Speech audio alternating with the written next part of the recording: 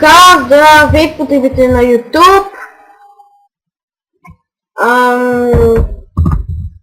Аз съм Украин и днес ще направя една кандидатурка за сервера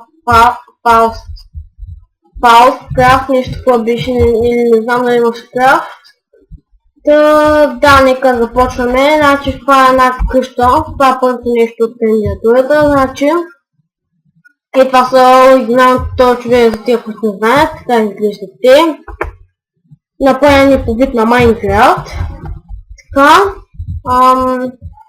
Тук виждате, вървим като влезем, вървим по червено килимче, тук има цветя, за да е по-красиво.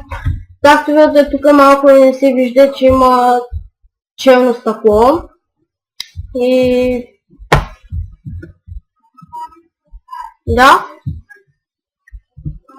Това е къщичката. Като съм на Minecraft 1.8, тук мога да сложа това за бронята, където можеш да я подпираш. Аз сега съм на 1.7.2. И да, това е цяло от къщичката. Следващото нещо, което също да покажа отпред, отляво, отзад и от дясно. Така, следващото нещо, което ще ви покажа е тази ферма, значи тя е направена от Nether, как ти кажеш, ще го намеря, от Nether Brick Fence. Значи, не точно за светя, влизам вътре, тук да не падам във водата и после не знаете как скачам да не стъпча с темето и наново да го слагам, да расте.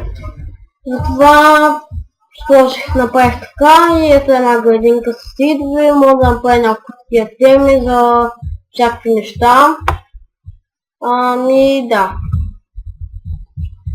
Следващото нещо, което ще ви покажа от кандидатурата е този Nether портал, който е направен по мой дизайн. Тук има мостон, не, виж това.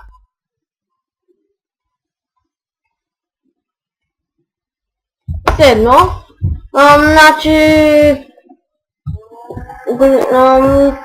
не мога да се че виж това и обсидиан, едни копчета за детайл, едни стълби за украсно и да. Това сигурно ще чуете какво мога да прави и такива неща, но това е фонтанче, примерно като в реалния живот, както т.е. нормалния живот, в който живеем ние. Знаете, понякога има в центъра на някакъв град или нещо, има по едно такова фонтанче, което може да смяташ стотинки, но тъй като няма стотинки тук, може да смяташ някакъв друг айтъм. Или може служи по принцип за въдица, да се ловиш риба. Или става и също за басейн, да се изкъпеш. Само дето, да. Всъщност това е от кандидатурата. Значи, за повече подробности на тази, на колко години съм и за кой град съм и такива неща, ще ви кажа в скайпа. Може да ме добавите в скайпа, който ще ви дам в описанието на клипа. И да, това беше от кандидатурата. Аз бях Украин и чао!